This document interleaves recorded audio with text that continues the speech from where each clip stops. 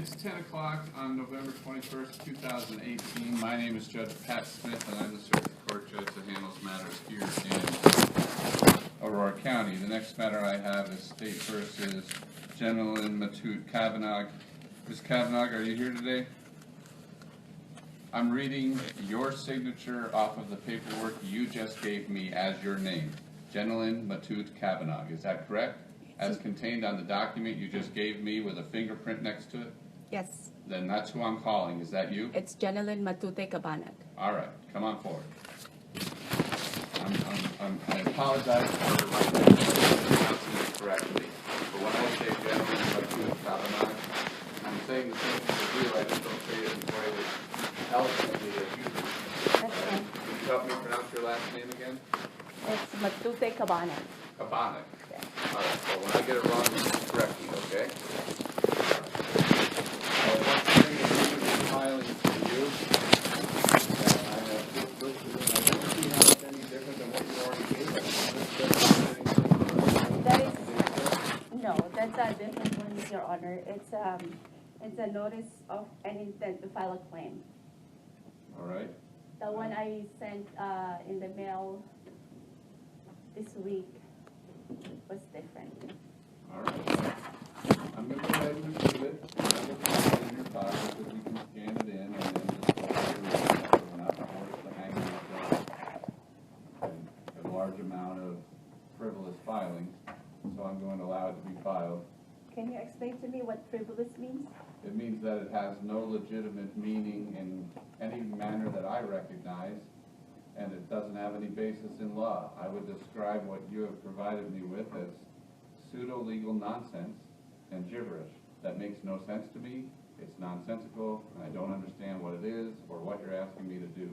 But to the extent that it's asking me to do anything involving the dismissal or not pursuing the case against you, it is denied. If you're simply putting us on notice that you're going to file some kind of a claim, I would suggest that you file whatever claim you're going to file in a civil action that you bring separately and follow the proper procedure in the state of South Dakota. So the affidavit is gibberish.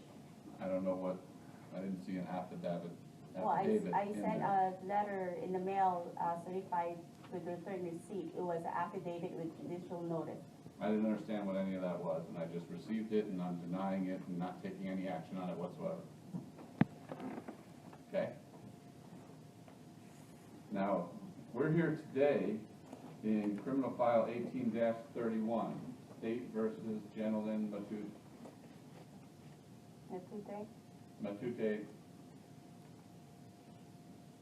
Kavanaugh. Thank you again. In that case, you are charged with a felony, a Class 4 felony, with a maximum penalty of 10 years in the South Dakota State Pen and a maximum fine of $20,000. So it's a serious matter, and you are entitled to have a preliminary hearing. You asked for a preliminary hearing, and so I have scheduled today for that date. At a preliminary hearing, the state is required to prove that there's enough evidence to bring charges. It's called a probable cause determination. You are not being determined to have been guilty or innocent of anything. That would only happen at a trial, which takes place later. This is the first step that the state must show me that they have enough evidence to proceed. And they do that by calling witnesses and by offering evidence. And I will listen to all of that. You can question and cross-examine their witnesses. You can testify yourself, but you do not have to. You have the right to remain silent, so you don't have to answer any questions or testify. If you did testify, then the state could question you. And you could call your own witnesses as well as question the state. And at the end of the hearing, I will decide if there's enough evidence to at least proceed further with this matter. Like I said, that's called a preliminary hearing. You have a right to have an attorney help you with that. Previously, you had told me you were either going to hire your own attorney or represent yourself. Are you prepared to represent yourself today? No. So are you hiring an attorney? I cannot afford to hire an attorney right now because I don't have a job. Do you want a court-appointed attorney? No. Well, then how do you want to proceed if you don't want me to give you a lawyer and you don't want to hire one? That's the only option left is to proceed without Well, one. I have a principal officer that is helping me with this one. Well, a principal officer, is he here? No, Is he an attorney licensed to practice law in South Dakota? no, but he doesn't have to be licensed, I think. Well, I wouldn't allow him to sit next to you and participate in any way unless he was.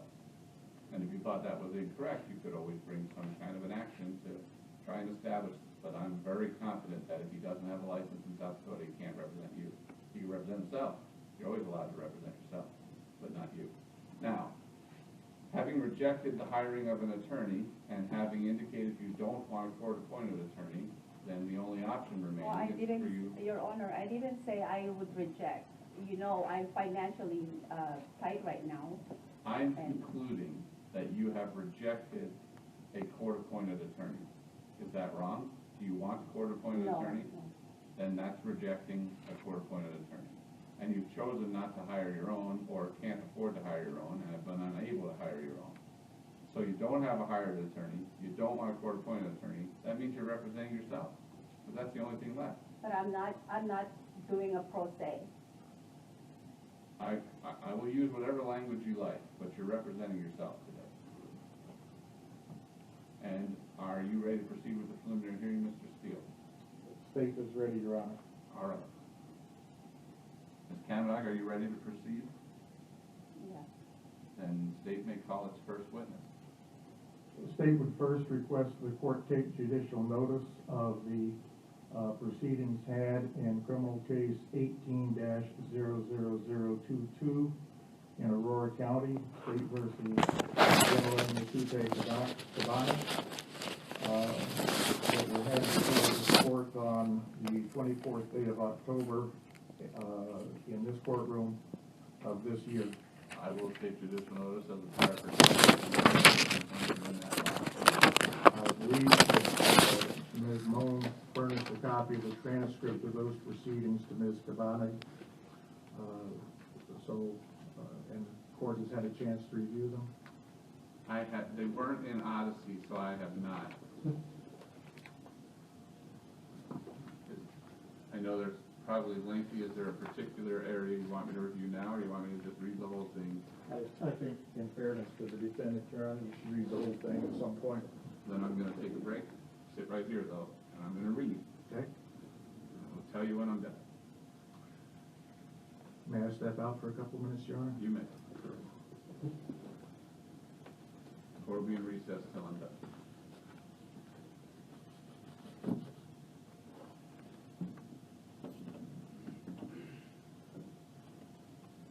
Is this in the file now, too? Yes, It's easier for me to read this one, so. that was my fault. No, there's something that happened.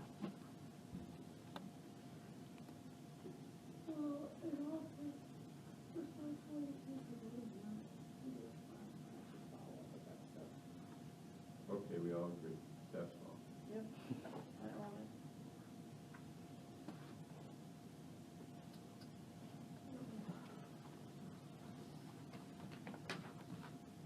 There you go, Deb.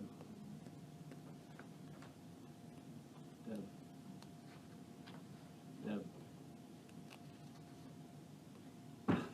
Someone trying to call in? No, but it keeps. It keeps just turning on itself. I turn it off and it just comes I on. would just turn the TV off. That's what she's That doing, is yeah. what I'm Well, doing. she's going down there, she's not turning the TV off. She's using the remote. Which remote? The LG remote? The TV remote. All right. I don't know how it's coming on then. Somebody is trying to, because look at, that's the camera picture. Somebody's, But that's us. Yeah, Right. that's just starting so itself. remember when we did the Olivet? We would have heard a ring. It would have said ring, ring, and then chimed into us. See, that was TV's up. I did that this morning when What's I up? came to. Yeah, it was like an hour What's ago. up? So that's creepy. Not even 45 minutes ago, it turned on. You I'm might wanna gonna call send it. somebody. Email to Corey. We'll take the batteries out of it. If you took the batteries out of the remote, it wouldn't allow, because obviously, It's not the remote that's turning it on. well, you don't think?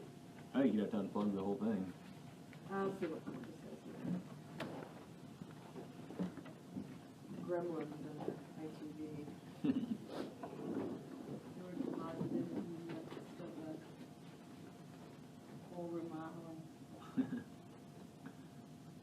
bankers are mad. That's not, I'm not making excuses, but that's what happened. I mean, I've got people, I've got to move constantly. They need to do work above me. Oh. And what I did was highlight it in red, take care of that debt, and then I see my my old old age. transcript, yeah. Yeah. No, and like I said, I should, do that same thing until I get a response from you and then follow up, so. Well, I'm you still shouldn't new. have to hold my I'm hand. living and learning. We'll get it right. You shouldn't have to hold my hand. I mean, I knew it needed to be done, and when I went through my emails at the end of the month, then I went, oh, yeah.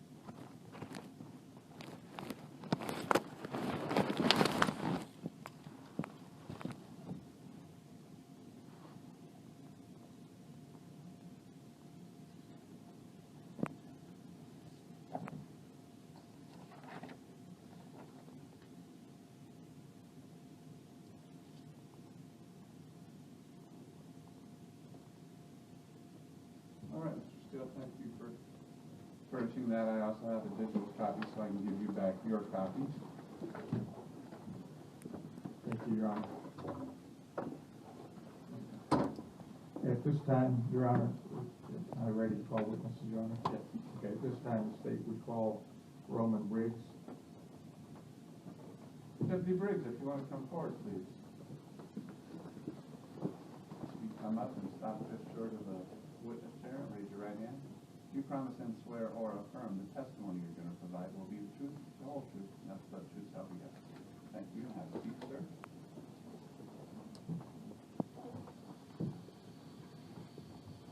Go ahead, Mr. Steele. Thank you, Your Honor. Would you state your name, please? Roman Briggs, And how are you employed, Mr. Briggs? Aurora County Sheriff's Office. And are you a a certified deputy sheriff, Yes, I am. certified law enforcement officer? Yes, I am. How long have you been employed with the sheriff's office as a deputy? Approximately 6.5 years. Were you in attendance at circuit court before Judge Smith on October 24 of this year? Yes. And were you in attendance during the time that Ms.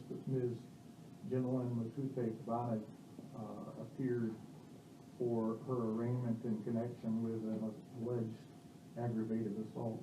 Yes. Okay. Were you present when Judge Smith ordered her to be removed from the courtroom? Yes, I was. And were you the officer who did the removal? I walked out with Jen. Did you direct her to come with you? I did not. I believe the judge did that. And was it your understanding then that she was in your custody? Yes. Did you indicate to her verbally that she was then in your custody?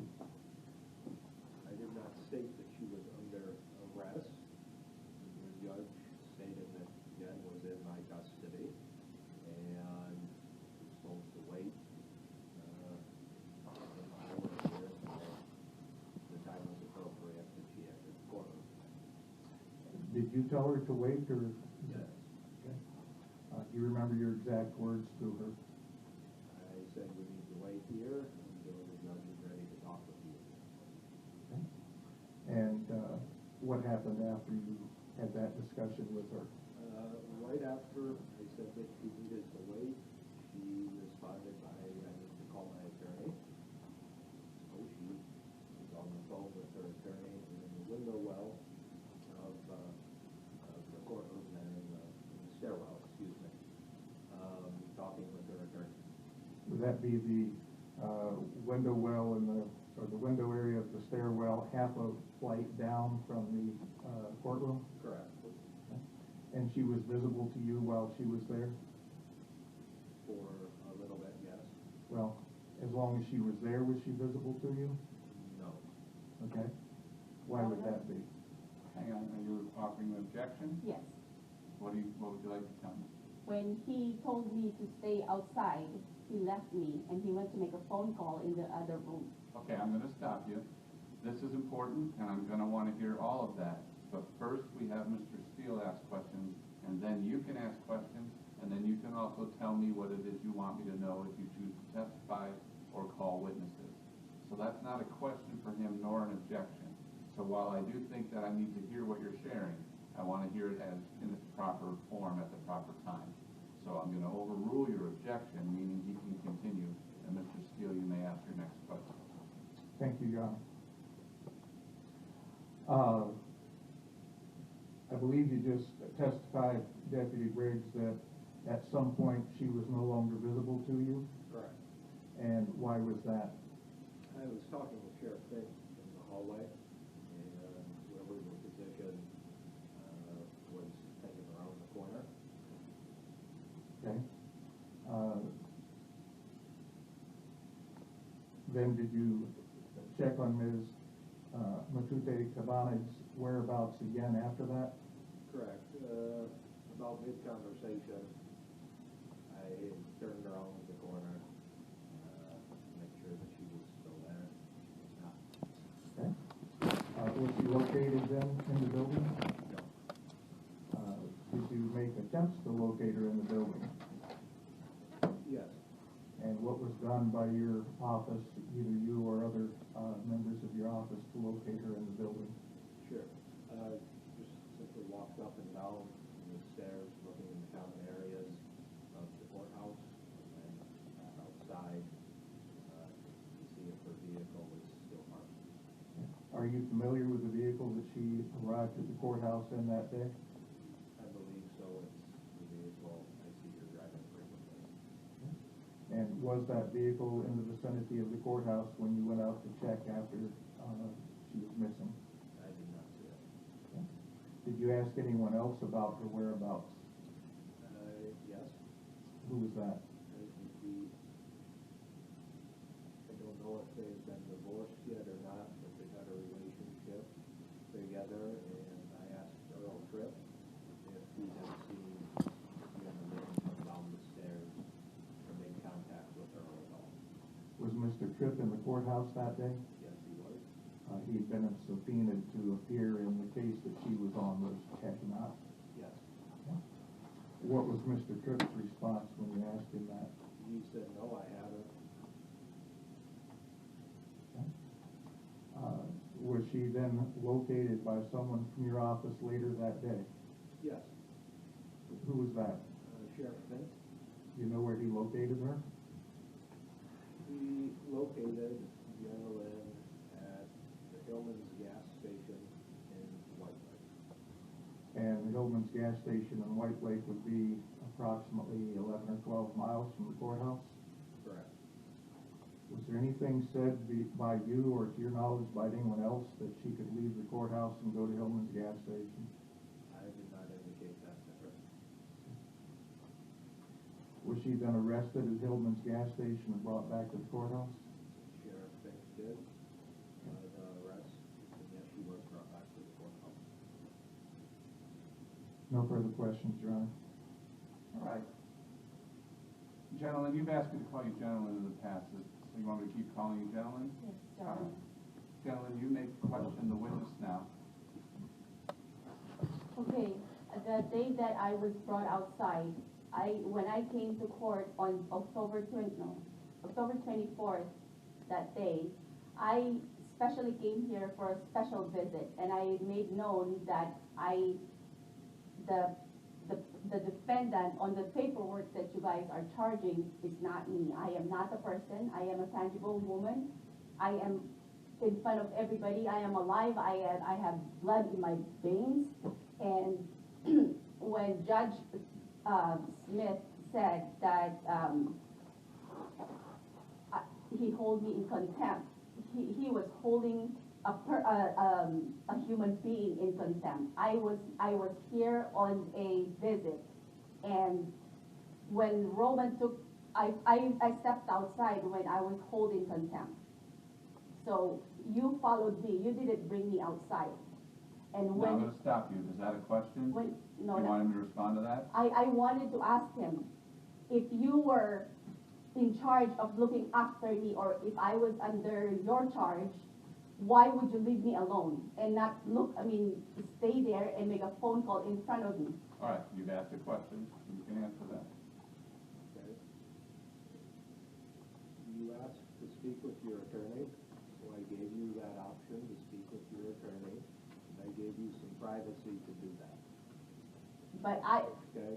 I did not make a phone call in the hallway.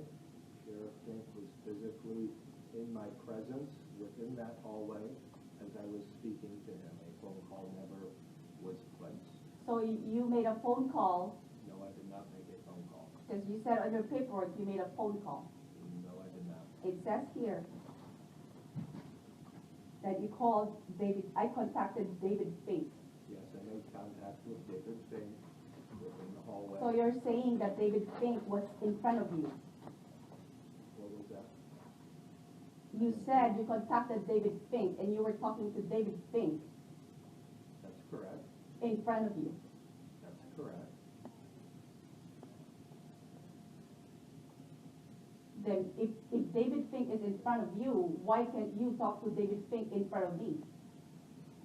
You were on the phone, gentlemen. It doesn't matter, because if you are in charge of me and the judge just put me on remand, or whatever the word you use on your paperwork, on remanded you, why would you take your eyes off of me if you think I'm gonna go away or something, or leave the court? And another thing is, what is the nature of this thing? Because you guys, the first charge was already dismissed. This is double jeopardy. That's a legal argument, not a question, but do you have a question for the No. deputy? Do you have any more questions?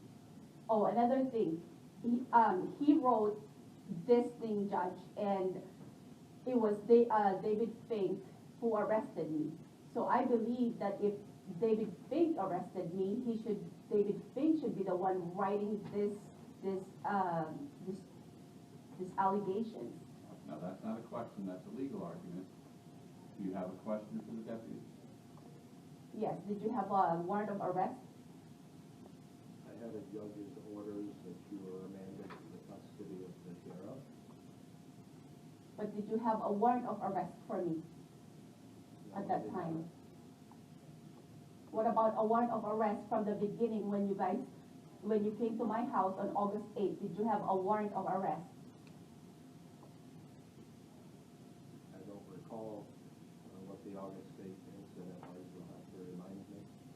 On August 8th, you came to my house, questioned me. You told me you're going to take me to magistrate, but you took me straight to the court at the jail in Mitchell. And I stayed there for 7 days, and that charges were already dismissed. Okay, And I didn't even get a warrant of arrest from that charge, and it was dismissed. And that this charges right now I'm being charged, and it's connected to the first one. Okay. I have not issued a warrant for anybody's arrest. So you guys just violated the due process then, just like this one. I was taken, it says here that you're supposed to take me to the judge right after you guys took me from Hillman gas station. What happened was you guys took me to the police station, wrote me a ticket, put a handcuff on me, and took me right here, and then took me to magistrate. It's all opposite of the due process. Gentlemen, again, you're arguing, and while you have an option to do that, this isn't the time. Do you have questions for the deputy? No, Your Honor, he already answered it. No, he doesn't have a warrant of arrest. All right. Any follow-up, Mr. Steele? No, Your Honor. Thank you, deputy, for your testimony. You may step down. Any additional witnesses, Mr. Steele? No, Your Honor. Gentlemen, do you have any witnesses you wish to call? No, Your Honor, but I would like to question the plaintiff, Who is the plaintiff? the state of South Dakota. So are you gonna call someone? Who are you No. going to call? The plaintiff, it says here that I'm being sued or being charged by the state of South Dakota. I would like to see state of South Dakota in flesh. Are you calling the state of South Dakota as a witness? Yes. Well, they can't be produced because they're not a particular individual. Then And there so is- I'm denying your request to call the state of South Then Dakota. there as is a no witness. damage party here. So you have no witnesses? No. All right then.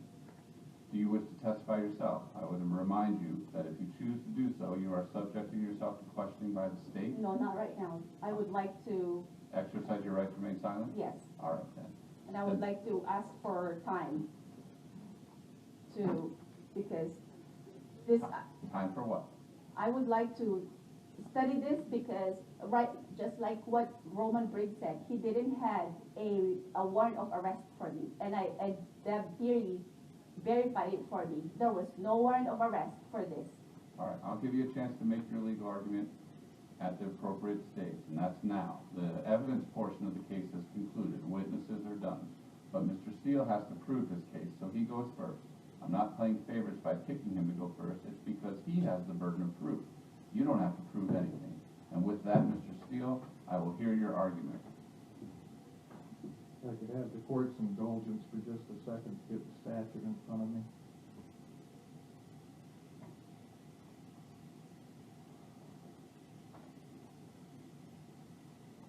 Twenty-two 11A 1 and 2, I think, are the two that are at issue here.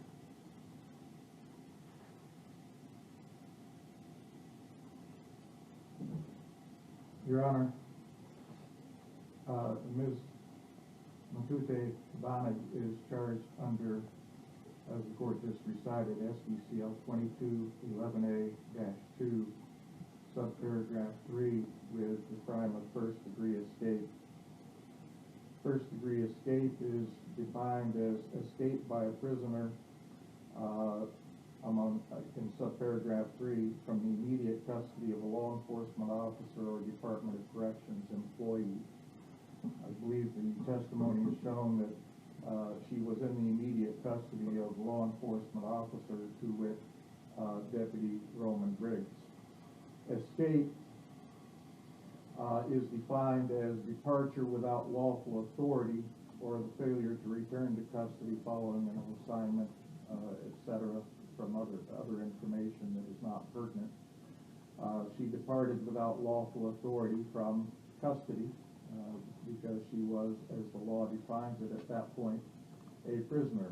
Every person, prisoner is every person who is in custody by being under arrest or by being under process of law issued from a court of competent jurisdiction. The court directed that she be removed from the courtroom until her turn was ready again by the court's order. She was not authorized to leave. She was told to wait there in the hallway. She was afforded the courtesy of privacy because she said she wanted to consult with her attorney. I believe we've shown that she was a prisoner as defined by law, that she departed without lawful authority while being a prisoner, and that she did so from the immediate custody of a law enforcement officer. We've shown probable cause to those elements. That would constitute probable cause that she has committed the offense of first-degree escape. She should be bound over for arraignment in circuit court. Thank you, Mr. Steele. I am most concerned not with anything found in the underlying statute that she is charged with, Mr. Steele. When I look at the code, she did depart without lawful authority from the immediate custody of law enforcement officer Briggs. I think that's all been established, at least for purposes of probable cause. My concern is with whether she meets the definition of a prisoner. And as you cited, there are two ways in which she could be classified as a prisoner. One, by being under arrest of law enforcement. Law enforcement had said to her, "You're under arrest," or if they had said, "You're in my custody, you cannot leave."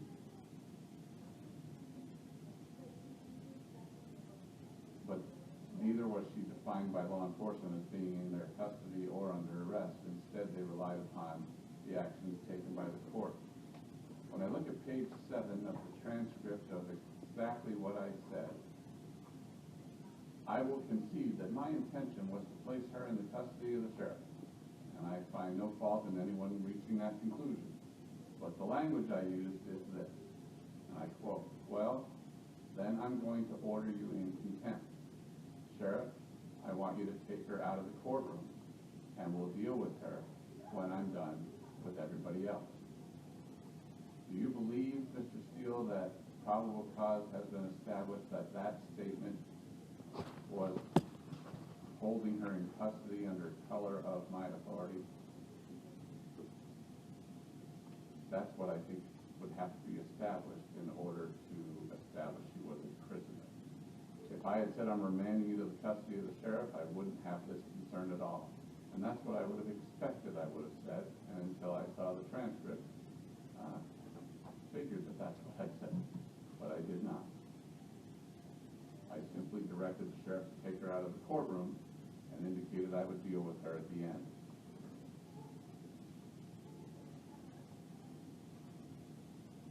Well, the statement the court made is as it appears, Your Honor.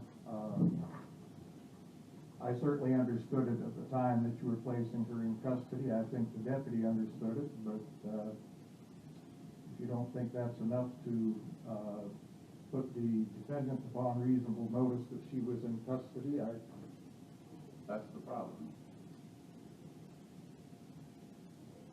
Ms. Vanek, gentlemen, you are getting a benefit of the interpretation of the exact words I used, because I think everyone in the courtroom, including yourself,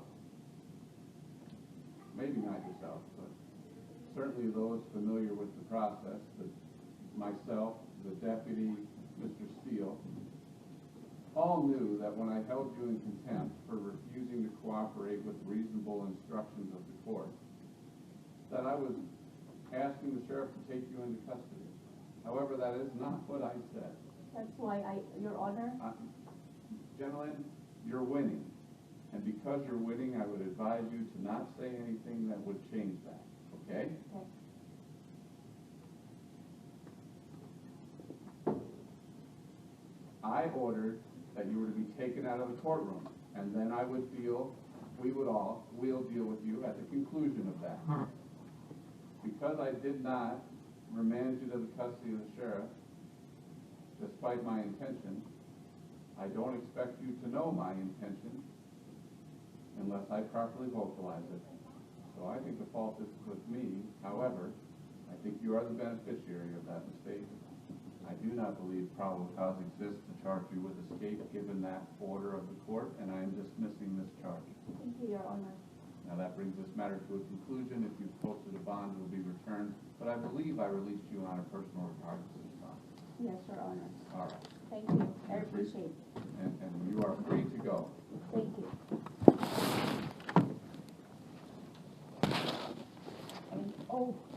Can I get a file number for the information I just gave you today? That's in the same file number. I filed it in this Okay. case.